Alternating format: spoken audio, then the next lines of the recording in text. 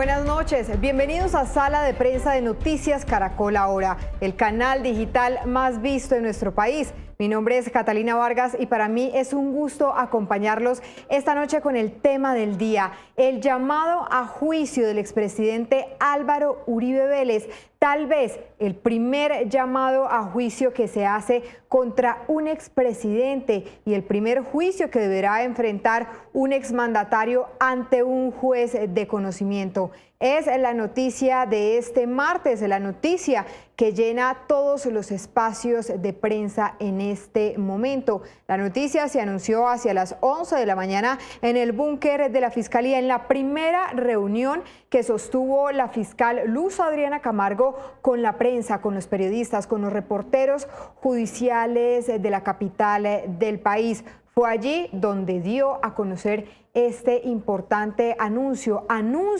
que se tomó por parte del fiscal primero delegado ante la Corte Suprema de Justicia. Una decisión trascendental que, por supuesto, cambiará el rumbo de esta investigación. Para hablar de este tema esta noche tenemos varios invitados, entre ellos a nuestra periodista, también investigadora de la Unidad Investigativa de Noticias Caracol, Joana Álvarez, para que nos explique un poco de lo que ha sido el contexto de este caso. Es por eso que quiero saludar a Joana. Joana, muy buenas noches, bienvenida a Sala de Prensa. Joana, quiero preguntarle, ¿cómo inició todo este proceso y todo este escándalo que involucra hoy al expresidente Álvaro Uribe Vélez y que por supuesto lo lleva a juicio ante un juez? Buenas noches.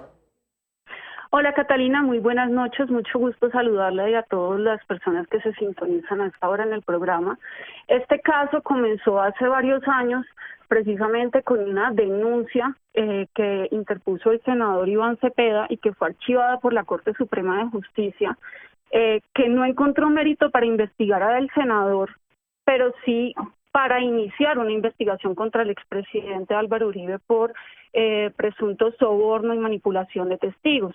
Este caso ya lleva varios años, como usted bien lo ha dicho. Dio un giro trascendental cuando el expresidente renunció a su curul en el Senado.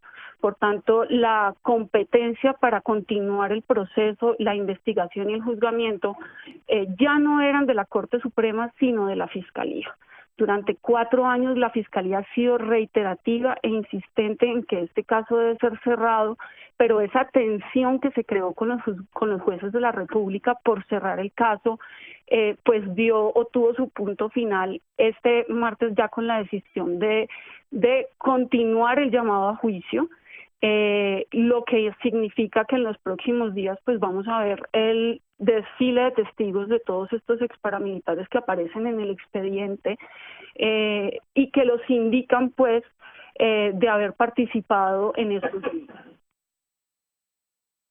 Joana, usted tuvo la oportunidad de cubrir todo lo que ha sido la investigación contra el expresidente Álvaro Uribe Vélez en su momento ante la Corte Suprema de Justicia. Incluso fue esta Corte la que se dispuso a llevarlo o a darle una medida de aseguramiento en detención domiciliaria.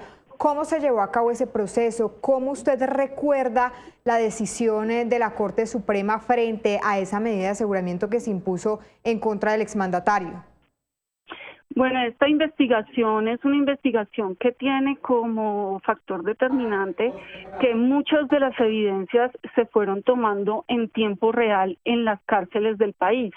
Usted recordará, Catalina, que existen grabaciones de parte del ex paramilitar confeso Juan Guillermo Monsalve, quien tiene grabado al abogado Diego Cadena pidiéndole una retractación en el proceso judicial que se adelantaba y en donde pues le pedían que se echara para atrás en muchos de sus testimonios.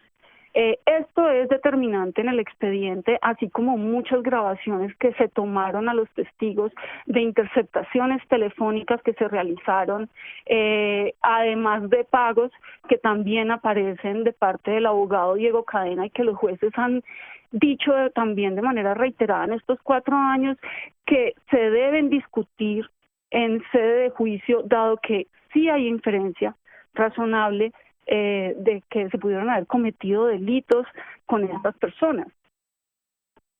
Joana, ¿qué importancia? Usted hace un instante nos hablaba de varios nombres, entre ellos Juan Guillermo Monsalve. ¿Qué importancia tiene este hombre para el proceso que hoy avanza contra el expresidente Álvaro Uribe Vélez? Bueno, este es uno de los personajes más importantes, dado que es el que da pie al inicio de esta investigación. Hay otro personaje también muy importante que es el ex paramilitar Carlos Enrique Vélez. Él está recluido en una cárcel de Palmira y allá fue buscado por el abogado Diego Cadena. Esta persona entregó soportes de pagos que se realizaron y hay una discusión en donde Cadena siempre ha dicho que fueron pagos de carácter humanitario. Sin embargo, las versiones contradictorias que ha entregado pues son las que tendrán que discutirse en juicio. Pues Carlos Enrique Vélez ha sido enfático en decir que estos pagos tenían un propósito y es que él cambiara su versión sobre lo que venía hablando en contra de Álvaro Uribe Vélez. También existen cartas de varios reclusos que la justicia tendrá que determinar si su autoría fue producto de una manipulación a ellos como testigos o eran genuinas y realmente fueron pues producto de un testimonio real que ellos querían dar ante la justicia. Joana, finalmente usted muy juiciosamente ha venido estudiando este caso desde hace varios años y sabe perfectamente que hay algunos delitos que están a punto de prescribir. ¿Usted cómo ve el panorama al cual se puede enfrentar el expresidente Álvaro Uribe Vélez ante un eventual juicio? ¿Usted cree realmente que sí se va a alcanzar a desarrollar ese juicio? Pues mire, Catalina, el escenario no es nada positivo en términos de los tiempos que le restan al proceso, pues son delitos que están muy encima de los tiempos de prescripción. Se calculan que a lo máximo en 2 años podrían estar prescritos. Y un juicio de esta magnitud tomaría demasiado tiempo, más en nuestro sistema actual donde se dilatan las audiencias, donde estamos sujetos pues también a que todas estas personas, que la mayoría de testigos están en prisión, comparezcan a tiempo en unas audiencias que se van a llevar a cabo. Los tiempos están apretados y el panorama no es el mejor frente a los términos de prescripción. Así es, incluso los expertos señalan que no con buen pronóstico este juicio que se avecina contra el expresidente Álvaro Uribe Vélez por los delitos de soborno a testigos y fraude procesal. Joana, muchísimas gracias por estar con nosotros aquí en Sala de Prensa y por darnos este amplio contexto de lo que ha sido el caso Uribe aproximadamente desde el año 2012, cuando inició allí en la Corte Suprema de Justicia. Joana, muchísimas gracias. Catalina, muchas gracias, muy buenas noches. Bueno, y para hablar también de este tema, a esta hora nos conectamos con el abogado penalista Pedro Alejandro Carranza para tener también un mayor contexto penal de lo que puede ser este caso en la Fiscalía y cómo, por supuesto, puede avanzar la primera investigación contra un expresidente que llega a juicio. Doctor Carranza, muy buenas noches, bienvenido a Sala de Prensa. Doctor, por supuesto quiero preguntarle, ¿usted tiene antecedentes de algún expresidente que haya sido llamado a juicio de esta manera? Buenas noches, Catalina. Buenas noches para todos los televidentes. No, es la primera vez en Colombia que se tiene el antecedente de un juicio dentro de la jurisdicción ordinaria contra un expresidente de la República. Doctor Carranza, ¿cuál es el camino que se viene una vez se radica el escrito de acusación en contra del exmandatario, como hoy fue anunciado por parte del fiscal primero delegado ante la Corte Suprema? Bueno, pues en este momento, a partir de hoy, se tiene un término de tiempo de 60 días para que se pueda llegar a una audiencia en la que se va a leer ese escrito de acusación. Es una audiencia en la que se van a leer todas las evidencias que la Fiscalía tiene para poder llevar a juicio o que busca llevar a juicio. Luego de eso va a haber otra audiencia en la que las partes van a oponerse a las pruebas que quieren que ingrese a juicio y finalmente eso será susceptible de un recurso de reposición, de apelación y llegar a abrirse el juicio penal para que puedan entonces iniciarse las prácticas probatorias, los interrogatorios, la toma de testimonios. Entonces, efectivamente, son 30 días desde que se radica el escrito de acusación para que se inicien ya las audiencias. Doctor Carranza, muchos usuarios nos preguntan a esta hora en sala de prensa si esta determinación de radicar el escrito de acusación en contra del expresidente Álvaro Uribe Vélez tiene algún tipo de apelación, es decir, la defensa, los abogados del expresidente pueden apelar este escrito de acusación que se presentó el día de hoy ante los juzgados de Palo Quemado. No, la acusación es un acto que es propio de la Fiscalía, que está sometido a unos controles muy específicos por parte de los jueces respecto a verificar que los hechos jurídicamente relevantes que se describen allí sí concuerden con las conductas que se busca perseguir, pero no hay recurso de reposición ni recurso de apelación contra la acusación. Eventualmente hay un control frente a la acusación, y esto es porque el proceso penal en la primera etapa lo que hace es iniciar una investigación. Cuando se hace la imputación, lo que se le dice a la persona es vamos a iniciar a investigarlo. Ahí transcurre un lapso en el que la Fiscalía investiga y cuando radica el escrito de acusación, hasta ese momento, hasta ese día, es que la Fiscalía podía investigar o desarrollar técnicas investigativas. Y a partir de ahí se ingresa ya a las nuevas etapas para llegar a juicio. Y por eso la Fiscalía, convencida o con una probabilidad de verdad de que va a hacer condenar a la persona que inició a investigar, entonces le radica la acusación.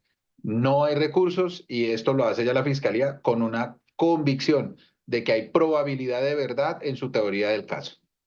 Doctor Carranza, en la reunión que se presentó hoy ante los medios de comunicación, se señalaba que el expresidente Álvaro Uribe Vélez podrá defenderse, podrá asumir este juicio en completa libertad, es decir, la Fiscalía no va a pedir ningún tipo de medida de aseguramiento en su contra por ahora. Eventualmente más adelante, la Fiscalía, si encuentra méritos o nuevas pruebas, ¿puede pedir la detención del expresidente Álvaro Uribe Vélez?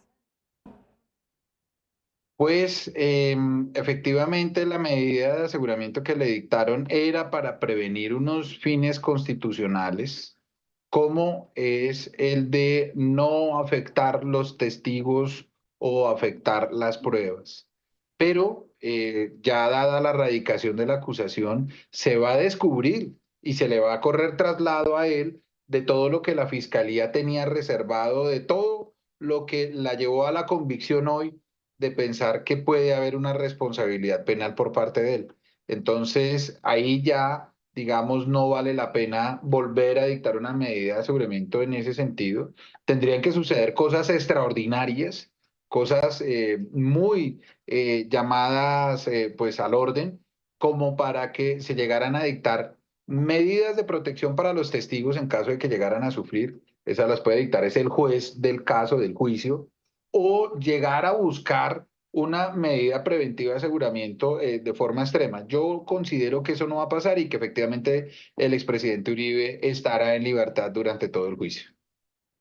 Doctor Carranza, ¿cuánto tiempo puede durar el juicio en contra del exmandatario? Y cuando me refiero a juicio también me refiero a las audiencias preliminares, la audiencia en donde se va a leer ese escrito de acusación, las audiencias preparatorias de juicio, aproximadamente cuánto se puede demorar teniendo en cuenta el sistema colombiano, ¿no? Que en este momento se debate entre la virtualidad y la presencialidad. Pues yo creo que esto va a tardar más o menos, en primera instancia, unos 3 años, 3 o 4 años. ¿Por qué razón? Porque aquí le corren traslado a él del escrito de acusación. Luego van a ir a leérselo. Cuando se lo lean, entonces él va a aceptar o no va a aceptar su responsabilidad penal. Es una de las oportunidades que se tiene allí.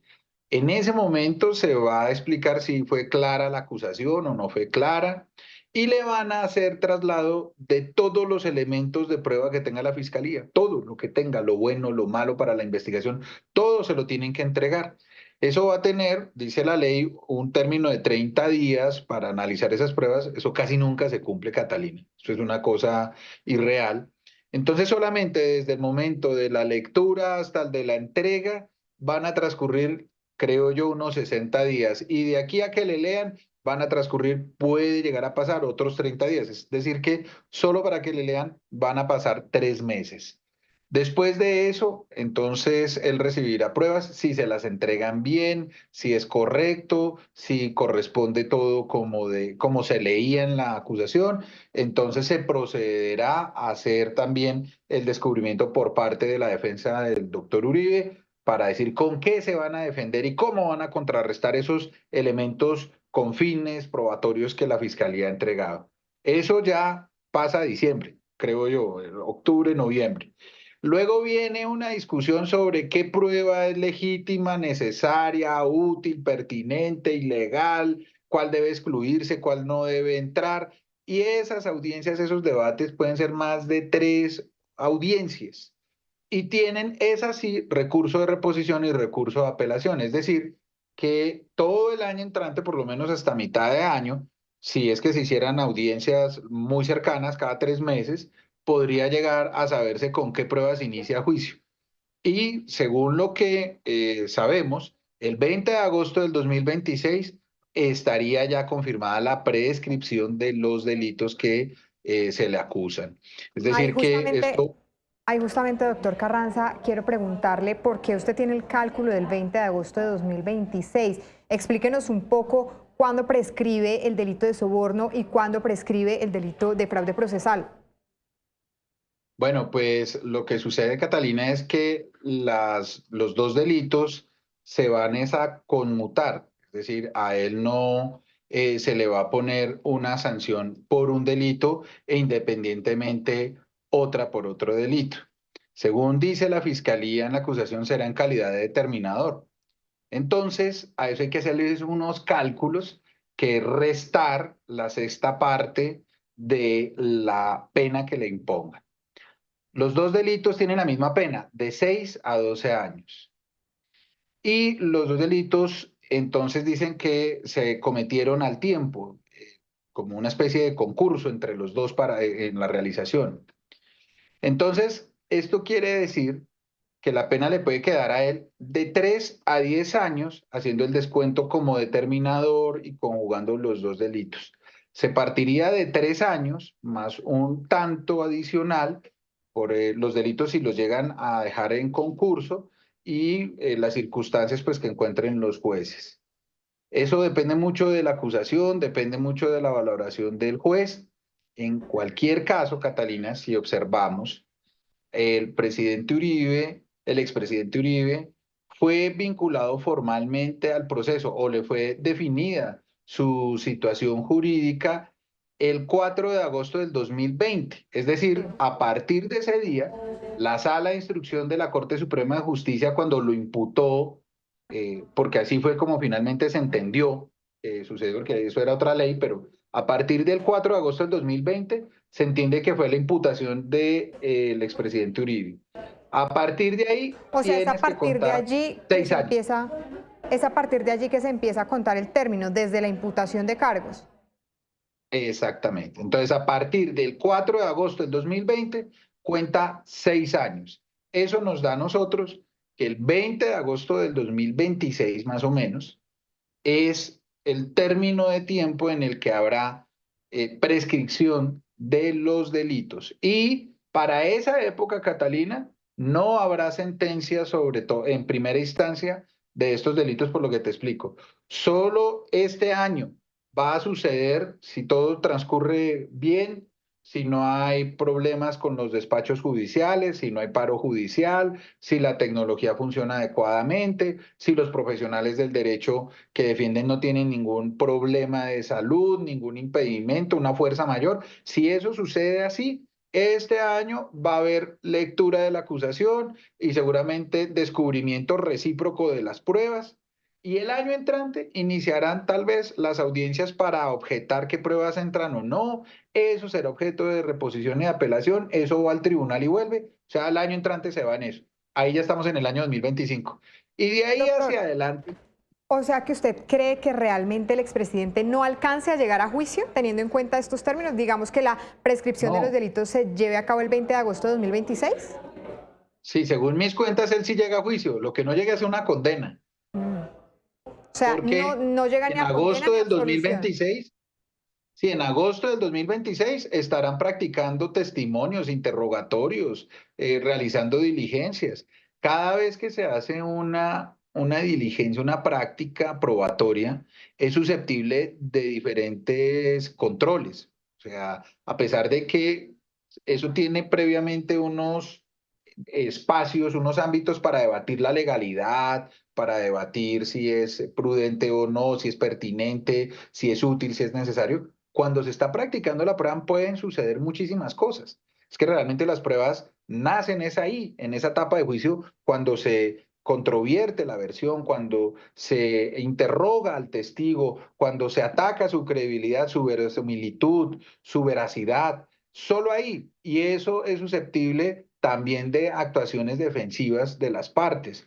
Y eso también, mira, Catalina, depende de que los testigos puedan ser encontrados, de que los testigos puedan ser llevados, de que los testigos no tengan problemas de salud. O sea, esto tiene una cantidad de circunstancias que me permiten de predecir, ojalá me equivoque, pero me permiten predecir que en agosto del 2026 el expresidente Uribe no ha sido condenado y por lo tanto habrá prescripción de la acción penal. Es decir, el Estado pierde la competencia de investigar y de sancionar y ya no puede seguir el proceso penal. Es decir, así ya haya iniciado el juicio, ya se estén practicando testimonios, ya se estén presentando esos testigos en el juicio, si se llega a ese agosto de 2026, se muere ese proceso de alguna manera y no hay manera de Eh, volverlo a revivir. Exactamente. Yo creo que estamos es en este momento como en la elegía, como estamos, esta decisión de la acusación parece todo el término de tiempo que transcurrió por la negligencia de la fiscalía bajo la dirección anterior, pues creo que esto es un requiem. Este proceso va a morir en agosto del 2026, según mis cuentas, más o menos 20 de agosto del 2026. En esa época no se habrán culminado todos los testigos, todos los interrogatorios, todos los contrainterrogatorios, los recursos, las nulidades, bueno, todo lo que puede suceder no habrá pasado y entonces el Estado pierde la competencia. Ya el Estado colombiano a través de la Fiscalía no podrá perseguir el delito. Eso es una sanción para el Estado. La prescripción realmente es una sanción en la que se le quita la facultad de perseguir por el vencimiento de ese término. Doctor Carranza, usted mencionaba algo muy importante, era el tema de la responsabilidad.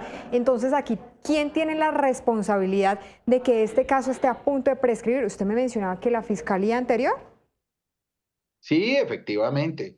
Mire cómo la sala de instrucción, cuando llama al expresidente Uribe, le define la situación jurídica, le impone la medida de aseguramiento preventiva domiciliaria en su casa, lo hace de una forma clara, le determina una posibilidad, una inferencia razonable de participación de autoría en ese delito como determinador. Y luego entonces la sala de instrucción era lo que se conocía como fiscalía dentro de este proceso ordinario, porque allá era ley 600. Entonces cuando el expresidente Uribe renuncia a su fuero, eso viene a la justicia ordinaria, esa es una de las maniobras o de las tácticas de defensa, y resulta que entonces se tiene que homologar la fiscalía como el que persigue en nombre del Estado a la sala de instrucción que era el que estaba persiguiendo. Cuando se hace eso, entonces es la fiscalía la responsable de perseguir, de proseguir y llevar hasta el final con los elementos. Pero la fiscalía trató de precluir en dos ocasiones la acción penal, es decir, la fiscalía le dijo a los jueces, en el nombre del Estado le quiero informar que no tengo cómo demostrar que la conducta tiene una probabilidad, ¿cómo puedo demostrar que existió y que acá hay responsabilidad? Y los jueces en 2 oportunidades le dijeron, incluso hasta la sala penal del tribunal ha tomado decisiones, le dijo, no señor, con las pruebas que tiene, sí tiene cómo llegar esto a juicio, sí tiene cómo demostrar una posible responsabilidad, sí tiene cómo hacerlo, en Sí, 2 ocasiones. sí. Entonces, la responsabilidad de la dilación y de la prescripción es del fiscal Jaimes, es del fiscal Barbosa, es del fiscal que renunció ahorita en enero, es del fiscal que reemplazó al fiscal Jaimes también. ¿Por qué razón? Porque ya los jueces le decían, sí tiene cómo, hágalo, pero de forma tosuda, es decir, de forma terca y Más con las sólida. ganas de hacer el Así daño, es, decidieron volver a insistir en una así preclusión es. y eso hace que quede el Estado, la sociedad, pues observando cómo se maniobra para que no se pueda perseguir un delito como el que se sanciona. Doctor Carranza, finalmente y ya muy brevemente le voy a hacer la pregunta en el sentido contrario. ¿Usted cree que la llegada de la doctora Luz Adriana Camargo tuvo algún tipo de injerencia en esta decisión que hoy se conoce frente a este llamado a juicio al expresidente Álvaro Uribe Vélez, teniendo en cuenta que pues ella simplemente lleva 2 semanas en su cargo? En efecto, cada vez que la fiscalía decía que obraba de forma autónoma, no lo hacía. Los fiscales eran, por ejemplo, este fiscal Jaimes, él era designado como delegado ante la Corte por el fiscal Barbosa. Todos sabemos la cercanía del fiscal general Barbosa con el expresidente Duque.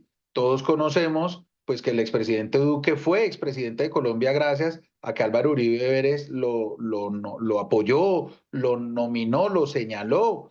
Entonces ahí habían unas condiciones que permitían establecer por qué razón el fiscal Jaimes decidió ir a preclusión, le dicen que no en 2 instancias y vuelve otro fiscal a intentarlo. Y resulta que ese fiscal delegado que volvió a intentarlo estaba, palabras más, palabras menos, subordinado a Jaimes, que era el coordinador de todos los fiscales, y a Barbosa, que era el fiscal general de la Nación.